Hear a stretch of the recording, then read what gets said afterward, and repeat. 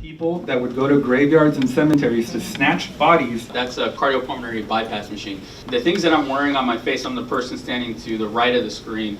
Quick comment on your Puerto Rican Spanish though. Oh my God, this guy speaks so fast and like he doesn't pronounce the last part of his words. 6% of physicians are Latinos. Fairly negative feedback that I was not able to go to medical school. And from that day forward, I said, you know what? Have you ever been like so proud of something that you did that you like wish you put your signature on it? No, this falls under one of those ethical... You know, Latinos, we have a history too of open heart surgeries. We want to start the show by introducing a special friend of mine, Dr. Carlos Omar Encarnación. You guys give a big round of applause.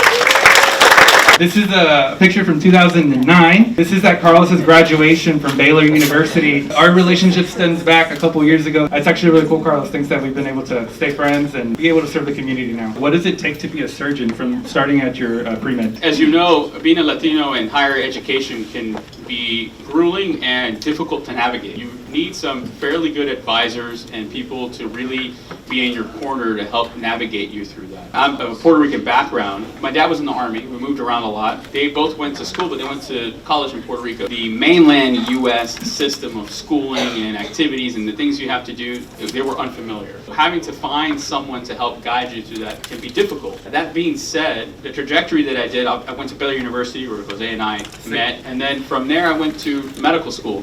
What's not up there is that during my time at Baylor, I had to kind of figure out my way to medical school on my own. I had an advisor sit me down one day with some fairly negative feedback that I was not able to go to medical school. For whatever reason, this person thought that was a thing. And from that day forward, I said, you know what? I'm going to go, and I'm going to figure this out on my own. So I set out to look for someone to help guide me along the way to do that. Along the way, I decided I wanted to apply to medical schools, and I applied broadly. I applied to school in Puerto Rico as well. I wanted to go back to be with family, my grandparents, aunts, uncles, etc. What part of Puerto Rico is your family from? So from Carolina, which is about 10 minutes from San Juan. And then I went to medical school for 2 years in Caguas, which is in the middle of the island. And I got accepted to school there, and it was amazing. It was awesome. Back in the culture that you're from, a culture that I grew up partly in between the U.S. and there. But it is very different being on an island with everybody else that's just like you. You don't stand out. You're not the Puerto Rican in the group. You're not the Puerto Rican in the class. You're not the Hispanic here or there. You're like everybody else. And that was very different. And then being accepted within my own people when I was there, speaking Spanish and giving lectures and learning in both English and Spanish, because again, part of the US, so we had to learn both. Those classmates really accepted me as also being Puerto Rican. Although I did not spend the most of my life there, I did do schooling there as well, back and forth. So that was a great experience. Unfortunately, that experience ended a little too short because of some accreditation, political things that happened there. And I like to tell the story because it's honesty. It's a different pathway to getting to where I was, and you need some perseverance and resilience to keep going through your higher education. And what happened was I ended up transferring to Texas Tech. Because at the time my dad was stationed in Texas and I had Texas residency, and I called and we said, hey, our school is having some issues. Can we leave? And can I transfer? So I applied and I was accepted at Texas Tech El Paso. And I was actually part of the first graduating class from the Paulo Alfonso School of Medicine there. El Paso, as some of you may know, it's like 86% Latino, right? It's very big Latino based. There were maybe 5 or 6 of us who were Latino in my class. Maybe. And out of those 5 or 6 Latinos, only I think 4 of us spoke fluently. Not that there's anything wrong if you can't, because again, in the United States, we have a lot of different Latinos. Quick comment on your Puerto Rican Spanish though. When we were in school at Baylor, I had never met anybody Latino from Puerto Rican descent, and I heard you talk to your mom one day on the phone, and I was just like, oh my God, this guy speaks so fast, and like he doesn't pronounce the last part of his words. And I had never heard it. I had only heard Mexican Spanish before, and I remember I called my mom, but I was like, Mom, escuché a alguien acá y yo no le entendí, yo hablo español. I feel that way with Argentinians sometimes. I don't know what you're saying, but yes, I do speak fast, so we'll try to speak in English so I don't confuse anybody.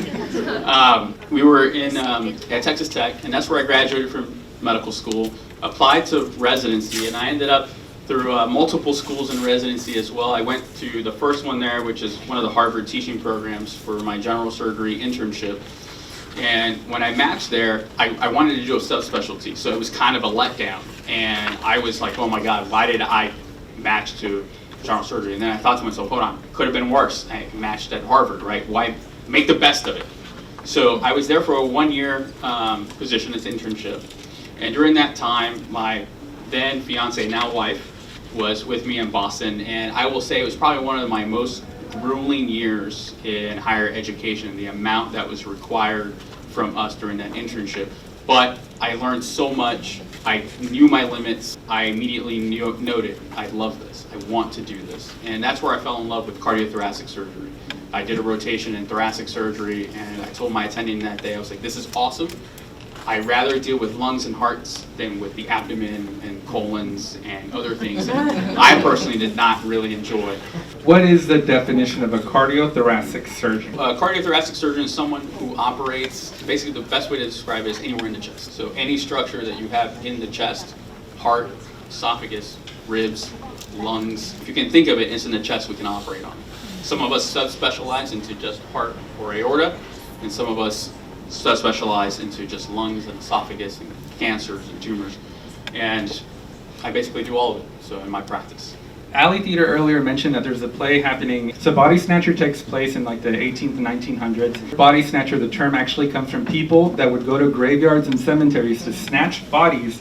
It's because people needed to study the cadavers and they needed to study dissections and everything. Back in the day, those dissections and surgery, it was an art, literally. They would build an operating table and build theater seating around it, and people, whether they were physicians in the medical field or not, would buy tickets because that would be interesting. I have a question. For those that are in the room, would you buy a ticket to go watch a live surgery today? Oh, okay. So that might be a new idea maybe for the next one. Although it's probably highly illegal. But yeah, so that doesn't happen anymore, right? It's behind closed doors and everything, and only a few select people like Carlos and his staff get a chance to see what the operating room is. So I kind of want to know, and I'm sure the crowd does too, what kind of stuff do you get to see in there? Because I mean, we've seen it on TV and in movies, but most of us have never been inside of the OR, the operating room. Can you tell us what that's like, and what are some of the things that you find the most like astonishing? Because estás bien loco, and like the stuff that maybe you still can't believe you get to do this. I guess I'll touch base on this theater type OR. In some parts of the country, they still exist, but not like this. It's a viewing room above the OR that has windows looking in. It's very, very seldom the schools that have that. So most of the time, it's just a room. It's an operating room. It's my staff and myself. But we do have students. We have medical students that come in. We have residents. I have residents that rotate with me, or doctors in training for that specialty, general surgery, whatever it is. But we also have students that come and shadow me, and we go through some quick training and permissions, and they can come into the OR and actually see what we're doing on a day-to-day basis. So that is something. Sure. Oh, There's a whole process to that. Okay. And I'm happy to speak to whoever is interested in that and how you can get access to that. And it's not just me. I have several partners that also go to the operating room. So, ¿Venden palomitas también? so that's basically kind of the situation now. This was not sterile, as you can see in the picture on the left of the screen. People are just kind of not wearing masks or in suits probably back there. Yeah, doesn't happen now. There are so many infection risks and et cetera. And like you said, probably illegal. There's lots of ethical considerations and private patient confidentiality, et cetera. But that's kind of where it is right now. In regards to things of what I see and can do, we go anywhere from trauma to the chest, gunshot wounds to stabbings. We see crazy tumors in the chest that we take out and have to reconstruct. We see patients in their worst moments in their life after heart attacks. The surgeries, I tell everybody, the surgeries that I do are not little. I do very big, invasive surgery, although I do some of them minimally invasive, but it's still the same surgery on the inside for the patient. I think that has something to do with the technology that you use, and we're in 2025, so I want to ask you also like what's coming up or anything. And these pictures are from like Europe back in those days. We did find a picture of the very first surgery Carlos did in Latin America. And it's, Latinos, we have a history too of open heart surgeries, even though they were a little bit more dramatic. But so Carlos shared a couple of pictures of him actually in their surgery. So what's going on here? So here I was a resident. I was probably in my second or third year, and the machine to the right of me with all the tubes that look like blood is coming out, that's a cardiopulmonary bypass machine. So that's one of the pieces of technology that we use. That's the way that we can put a patient and do heart bypass on them and basically stop their heart and do the function of the heart and lungs in order for us to work on the heart or inside the heart, replace valves or do bypass surgery. So as a junior resident, you're told, hey, you better learn how this machine works. Although we don't run it because we have people who specially train for that. They're called perfusionists. It's a master's degree level profession that they go to school specifically to learn how to do this machine and troubleshoot. But of course, as a surgeon, you're kind of the captain of the ship in the room. So you have to be familiar and know what all the pieces of equipment are doing, because you may run into a day where you may have to bring up suggestions and know what's going on with the machines. So this picture, the reason I put this up there, that's me doing an open heart surgery there. I'm kind of patting something on the heart. I don't remember exactly the circumstance there, but the things that I'm wearing on my face, I'm the person standing to the right of the screen. Those are loops, they're magnifying glasses. They're about 3.5 times magnification. And that's how we do our bypass surgery, because we're suturing on vessels that are anywhere between 1.5 to about 3 millimeters in size, and hooking up another small vessel to it to do the bypass, to provide blood flow to the heart and give the patient oxygen, probably that they were lacking because of coronary blockages. So that's. I want to talk about this Da Vinci machine because it has a really cool name. So before we go to Da Vinci, on the right-hand side, that's just another picture of open surgery with the team. It requires about 8 to 10 people in the room to successfully provide care for this patient, nurses, etc. The Da Vinci machine, which Jose is mentioning there, that's the console. So that's basically, if you can think, looks like binoculars. I'm looking through there into a 3D image of what the camera is placed into. So in this case, the camera is placed into the chest, and I'm looking at the lungs that are deflated, and I'm removing a person's portion of lung because of cancer. And I'm doing that with 3D vision, and my hands, and I don't know if you can see it right around my chest level, there's a controller there. And I put my fingers in that controller, and I can control the arms of the robot inside the patient to divide the things that I need to divide. And there's lots of technology that machine uses, and future technologies that we hope to see with this machine and others. Hopefully they get some competitors, because right now it's the only one. But that's the machine that I use for some robotic procedures that I do. By you saying hopefully they get competitors, that means it's really, really expensive. What are we looking at? It is very expensive. That machine is $1 million plus. For $2 million is what I'm being told over here by my wife, who works in the medical field. She's a medical device rep. It's like, don't cut my commission. So, $2 million. She does not work for that company, but it's about $2 million per machine, and almost all hospitals have at least one. And the hospitals I work at have 3 or 4, depending on the size of the hospital and how many surgeons are using it. But it does allow for smaller incisions to perform some of these surgeries and quicker recovery for patients, and that's why this technology is important and is being used, quite frankly, in lots of different specialties. When you finish a surgery, there's some artists in the room, some creative. They always like to put their signature on their art. Have you ever been like so proud of something that you did that you like wish you put your signature on it? No, this falls under one of those ethical illegal violations. People have done that in the past, and they've been fined and banned and taken their license away. So that is something that has happened and that people have done. So then this one's AI. You found a picture of a recent pension with Dr. Encarnación on it. That's AI. Don't report him to the board. Because we are during Hispanic Heritage Month, I want to get into some of the stats of Latinos in this industry. So we saw that 6% of physicians in the United States are Latinos. And from that group, only about 6% are surgeons. You're one of the few people in there. And if we take a zoom in into Texas, it's only about 11% of all the physicians that are Latinos, but our state is about 40% Latino. So, Carlos, I have a question. If I'm having a heart surgery, or one of my parents is having one, a loved one, I feel like I would really love a Latino doctor to come in, but clearly we can't. The numbers can't support that system. What is the difference of when you walk in and it's a Latino patient? So I'm going to preface that with, obviously we operate on whoever who comes in through the door, regardless of language, and I operate on patients from all cultures and languages, use a translator, right? We have to do what we have to do to take care of the patient. But I do have a subset of patients, to what you're saying, that come to my clinic specifically because they're looking for a Latino doctor that speaks Spanish and can explain to them. And I do think that, I guess the advantage to me having learned Spanish growing up is that I'm able to provide that very personalized care for the Latino community and explain to them, because sometimes that language barrier, even if using a translator, makes a huge difference. I had that experience just 2 days ago with a patient of mine, a young lady that we had to transfer for some other care that she needed. And the family was very upset, but I spoke to them in Spanish and explained to them the severity of the issue and what we found, etc. And it made a night and day difference just because of that language barrier was broken down. I think people feel a lot more comfortable bringing a loved one and being able to communicate with the physician if something were to go wrong. And, you know, we're all human, things happen, complications occur, and whenever that happens, it's a lot better and easier if you have someone who's able to communicate with you in that language to explain what's going on. And it makes you feel a bit more comfortable, and I get that from a lot of my patients and patients' family members. I want everybody in the audience to leave with something really valuable. I heard one time from one of my friends that their dad is alive because somebody came to their church one day and talked about the signs of a heart attack. Does everybody in the audience know what the signs of a heart attack are? Great. Please take it. What do we need to watch out for? Absolutely. All right. So let's make this a little bit interactive. There's one that you have to know. It's just very obvious when someone's having a heart attack. What's the one that comes to mind that just jumps at you? If you see a person and you're like, that's a heart attack, what comes to mind?